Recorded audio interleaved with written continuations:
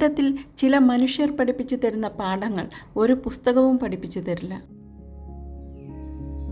സന്തോഷത്തിലും സങ്കടത്തിലും ഓർമ്മിക്കുക, രണ്ടും നിരന്തരമല്ല.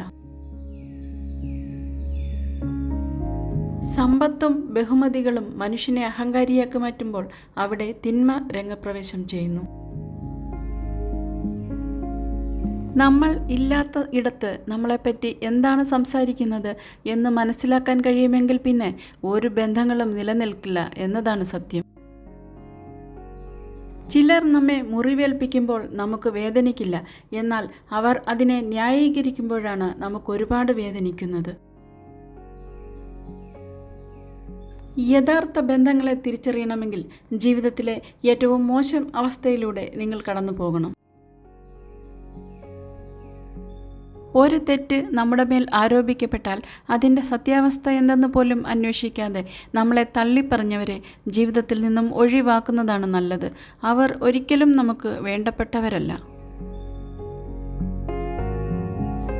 ചുറ്റുമുള്ള പലരും സമയം പോലെ നിറം മാറാൻ കഴിവുള്ളവരാണ്.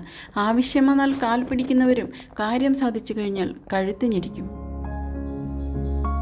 നമ്മൾ പോലും അറിയാതെ നമ്മളെ സ്നേഹിക്കുന്നവരുണ്ടാവും. അവരെ തിരിച്ചറിയണമെങ്കിൽ നമ്മുടെ മനസ്സ് ശുദ്ധമായിരിക്കണം. ചിലരെ അകറ്റി നിർത്തുന്നതും ചിലരിൽ നിന്നും അകന്നു നിൽക്കുന്നതുമായിരിക്കും നമുക്ക് നല്ലത്.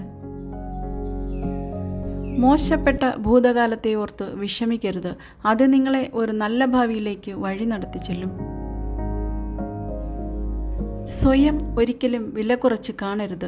അവനവൻ്റെ ഉള്ളിലെ ശക്തിയെക്കുറിച്ച് ബോധ്യമുണ്ടാവണം. പണം സംസാരിക്കാൻ തുടങ്ങിയാൽ പിന്നെ ന്യായവും ധർമ്മവുമെല്ലാം നിശബ്ദമാകുന്നു. 1000 ഉപദേശങ്ങളെക്കാൾ മികച്ച പാഠങ്ങൾ ഒരനുഭവം നിങ്ങൾക്ക് പഠിപ്പിച്ചു തരും. സങ്കടങ്ങൾക്ക് നടുവിൽ തളർന്നു നിൽക്കുന്ന ഒരാളോട് അർത്ഥശൂന്യമായ 1000 വാക്കുകൾ പറയുന്നതിനേക്കാൾ നിശബ്ദമായി ഒന്ന് ചേർത്ത് പിടിക്കുന്നത് അവർക്ക് വലിയ ആശ്വാസം നൽകും.